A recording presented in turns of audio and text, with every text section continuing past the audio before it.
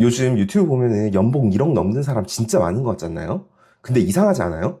내 주변에 그런 사람 별로 없는데 왜 온라인에 이렇게 연봉 1억이라고 말하는 사람이 넘쳐날까요?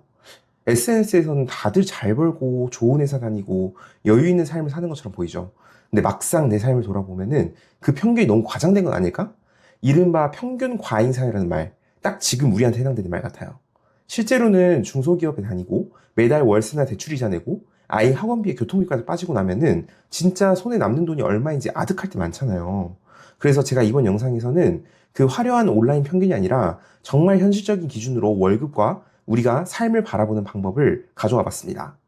상위 90%부터 상위 1%까지 대한민국 직장인들이 실제로 얼마를 벌고 있는지 연봉은 물론 실수령액까지 다 정리를 했고요. 특히 우리가 결혼 전 외벌이일 때 실제로 벌고 쓰는 돈, 결혼 후 맞벌이이지만 모으기 어려운 구조, 이걸 현실감 있게 나눠서 비교를 해봤습니다.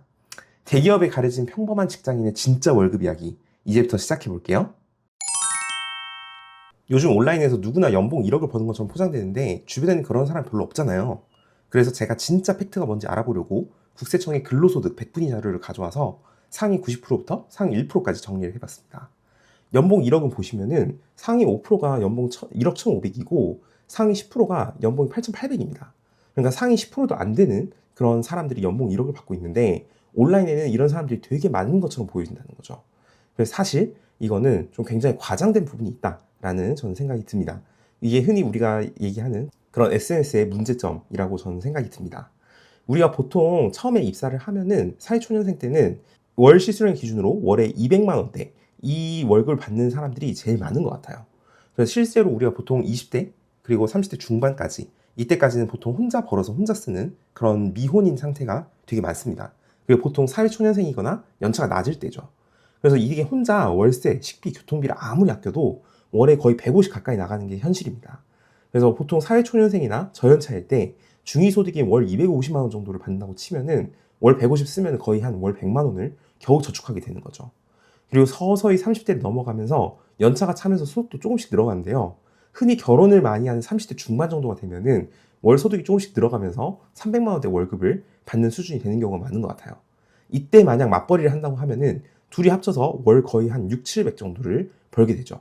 그래서 아이가 없어서 나가는 돈은 적은, 버는 돈은 가장 많지만 나가는 돈은 가장 적은 황금기가 오게 됩니다. 사실 재테크 관점에서는 이 시기가 가장 중요해요.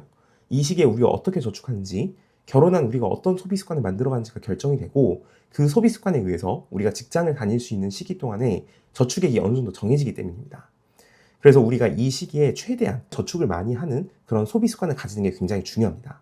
우리가 버는 돈이 아무리 많더라도 그만큼 많이 써버리면은 정말 저축액이 줄어들게 되고 크게 의미가 없어지게 되기 때문입니다. 우리가 아무리 많이 벌게 되더라도 나중에 아이가 태어나고 부양가족이 늘어나고 자녀 학원비가 들어가고 아이 키우느라고 한 명이 일을 하지 못하게 되면서 맞벌이를 하지 못하게 되면은 정말 이제 여유가 없어지게 되고요. 나중에 차를 사거나 주택담보대출을 내거나 이런 고정 지출이 커지면 생각보다 별로 안 남게 되거든요. 그러니까 연봉이 높다고 해서 무조건 여유로운 게 아닙니다. 많이 버는 만큼 많이 쓰는 구조에 익숙해진 순간 소득은 늘어도 자산은 남지 않게 되는 거거든요. 그래서 우리가 정말 사회초년생 때도 최대한 저축하는 모습, 그리고 이후에 우리가 결혼해서 맞벌이를 하게 되고 아이가 태어나기 전까지 그 황금기인 시기에 어떤 소비 구조를 가져가면서 우리가 어떻게 저축을 하느냐가 사실은 재테크 관점에서는 굉장히 중요하다는 이야기입니다.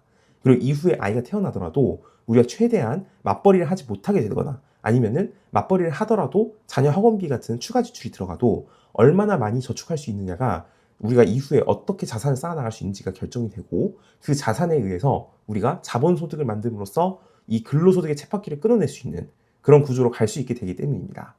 그래서 우리가 연봉을 더 많이 받으면은 정말 더 부자가 되는 거 아니야? 이거는 본질적인 문제가 아니라 이 근로소득이라는 쳇바퀴 안에서 계속해서 굴러가는 구조가 되는 거고, 우리에게 훨씬 더 중요한 것은 어떻게 내가 소비 습관을 잡아나가면서 최대한 저축액을 더 늘려나가면서 근로소득의 쳇바퀴를 끊어낼 수 있느냐, 이것이 진정한 부로 가는 지름길이라는 거죠. 우리가 더 높은 연봉을 받으면 더 부자가 될 수 있다고 생각하는 경향이 있는데요. 아무리 연봉을 많이 받더라도 많이 소비해서 저축액이 적으면 근로소득의 쳇바퀴를 돌게 됩니다. 버는 돈을 늘리거나 나가는 돈을 줄여서 저축액을 늘리고 그 저축액을 기반으로 자본소득을 만들어내서 근로소득의 쳇바퀴를 도는 것을 끊어내는 것이 자본주의라는 게임에서 이기는 방법입니다. 온라인에서 우리가 흔히 볼 수 있는 연봉 1억이라는 거는 사실 진짜 부자의 삶과는 거리가 있다는 뜻이에요. 흘러가는 연봉 1억보다 훨씬 더 중요한 거는 쌓여가는 자산을 축적해가는 거고, 그 자산에서 나오는 자본소득이 진짜 부로 향하는 길입니다. 저 역시 사회초년생 시절에는 단순히 연봉을 많이 받으면 부자가 될 수 있다고 생각했어요. 하지만 회사를 다니면서 월급을 받으며 살아가니까 이렇게는 절대로 부자가 될 수 없다는 걸 알게 됐어요.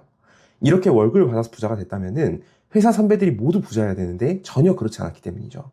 그래서 저는 그 쳇바퀴를 어떻게 끊어낼 수 있을지를 수많은 책과 강의를 들으며 고민했고요. 진짜 부자들이, 진짜 돈을 번 사람들의 이야기를 들으면서 정말 어떻게 할 것인지를 고민했습니다. 그렇게 행동으로 옮기면서 정말 대학교 시절 소비 습관을 직장인이 되어서도 그대로 유지하면서 열심히 저축을 하고, 그 저축한 돈으로 아파트를 사면서 천천히 자산을 쌓아갈 수 있었거든요. 그리고 거기에 쌓인 자산은 자본소득을 만들어주면서 근로소득의 쳇바퀴를 서서히 벗어나게 만들어주었습니다.